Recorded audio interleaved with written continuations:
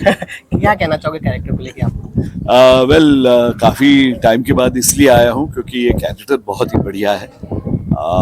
एक ऐसा आदमी कि जो अपने मूल्यों पे, अपनी नीतिमत्ता पे, अपने जो सेट ऑफ रूल्स है जिससे वो बड़ा हुआ है, पैदा हुआ है, बड़ा पला है, तो वो उसमें बहुत ही मैं ये नहीं कहूँगा कि जिद्दी है, लेकिन he is very firm about what he believes. ऐसा आदमी है और जो अपने आसपास जो दुनिया बदल रही है उसके साथ आ, उसका तालमेल नहीं हो पा रहा है, इसलिए बहुत ही बेचारा आ, झुलसा सा है, गुस्सा हो गया है, लेकिन समझने की कोशिश कर रहा है। और वो इसलिए क्योंकि उसके आसपास जो है वो सब अब उसके अपने हैं जिनको वो प्यार करता है। वो कोई उसके दुश्मन तो नहीं है, सब उसके उसका खून है।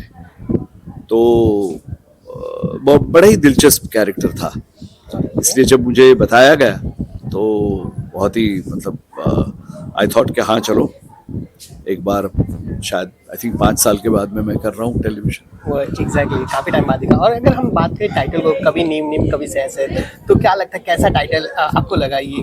ये क्योंकि इसमें ये खटास है, एक्चुअली मिठास ये है। जिंदगी है, ये जिंदगी है। कभी नीम होती है, कभी शहद होती है, कभी तूरापन कड़वाहट होती है, कभी मीठा होता है।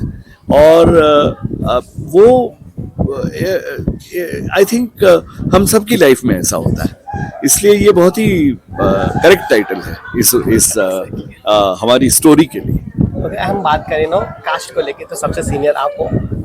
वैसे भी क्योंकि कहीं ना कहीं एक होता है कि सीनियरिटी दिखती है, तो आपसे लोग सीखते हैं कैरेक्टर। तो क्या लगता है सेट पे कैसे है, आपके साथ बॉन्डिंग कैसा है? नहीं नहीं, मैं एक बात ये कहना चाहूँगा कि मेरे जो सह कर्मचारी हैं, कलाकार हैं, वो उसमें बहुत ही यंग लोग भी हैं। और मैं देखता रहता हूँ कि वो मुझे देखते रहते हैं जब मैं काम करता हूँ। तो शायद क्योंकि मैं भी ये मानता हूँ कि आप कोई भी एक्टर को देख के सीख सकते हैं। उसमें एज बड़ी होना, सीनियर जूनियर का कोई फर्क नहीं पड़ता कि भाई कोई एक एक्टर एक कैरेक्टर को कैसे अप्रोच करता है। मैं इस बात में मानता हूँ कि एक एक्टर का परफॉर्मेंस ऐसा होना चाहिए कि हु सरप्राइजेस यू। तो वो जहां जहां मैं देखता हूँ वहां वहां मैं वो स्टडी करने लगता हूँ कि भाई ये कैसे किया गया। तो हम सब एक दूसरे में से सीखते हैं।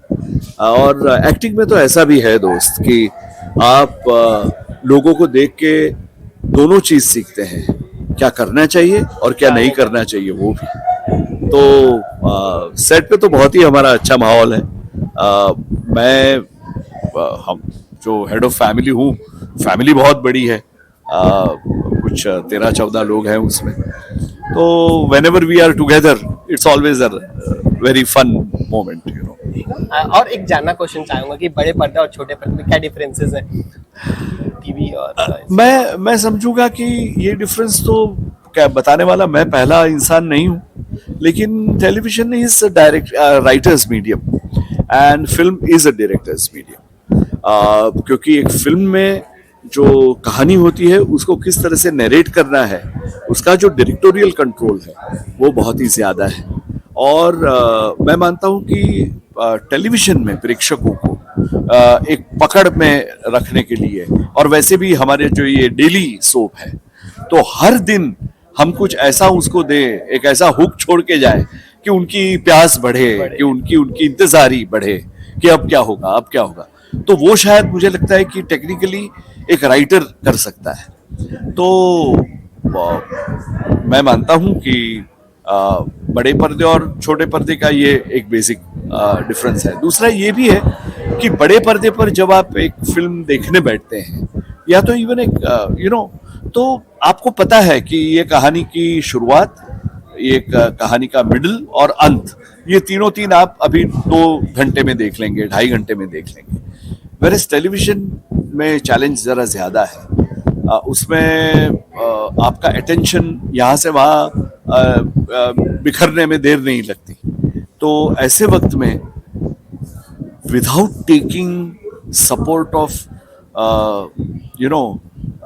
वेरी लाउड म्यूजिक, या तो एक बहुत ही थिएट्रिकल तरीके से कहानी जो बताते हैं, वो लिए बगैर भी कैसे आप आपके ऑडियंस को आपके कब्जे में रख सकते हैं, वो कला सीखनी पड़ती है टेलीविजन। ओके। और एक और बात हम जानना चाहूँगा, क्योंकि जो टेलीविजन है 12 घंटे का, मोस्टली 12 घंटे एक एक्टर्स के लिए देना पड़ता है टाइम, तो वो कैसे आप मैनेज करोगे, क्योंकि एक खुद को मेंटल हेल्थ भी ये सब मेंटेन करना होता है। जी, मैंने देखा है मेरे तजुर्बे में कि एक्चुअली मेंटल हेल्थ के प्रश्न टेलीविजन से जुड़े हुए एक्टरों को ज़्यादा हुए हैं। सिनेमा के मेंटल हेल्थ के आयाम अलग हैं। यहाँ आपको आपका शरीर, your mind, body and soul, ये तीन को साथ में एक रूप रख के चलना पड़ता है। और आपका स्टैमिना, आप 12 घंटे काम करने के बाद में दूसरे दिन भी 12 घंटे काम करने के लिए उतनी ही स्फूर्ति के साथ तैयार हों, ये बहुत ही ज़रूरी है। तो मैं मानता हूँ कि एक वर्क लाइफ बैलेंस होना चाहिए।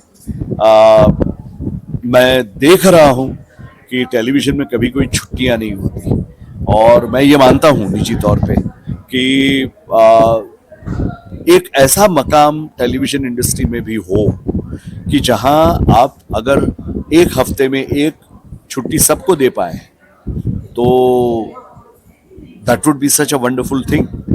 और मैं ये चाहता हूँ, ये मैं मानता हूँ कि ये करने के लिए हम सबको इकट्ठा होना पड़ेगा, ब्रॉडकास्टर्स को, प्रोड्यूसर्स को, टेक्निकल टीम को, छोटे से छोटे लाइट लगाने वाले आदमी से लेके बड़े से बड़े टेलीविजन स्टार को, एक्टर को, सबको साथ में आना पड़ेगा। ओके, वहीं पे एक और बात जानना, अगर टीवी में आपको कुछ चेंजेस करना हो तो क्या चेंज करोगे आप?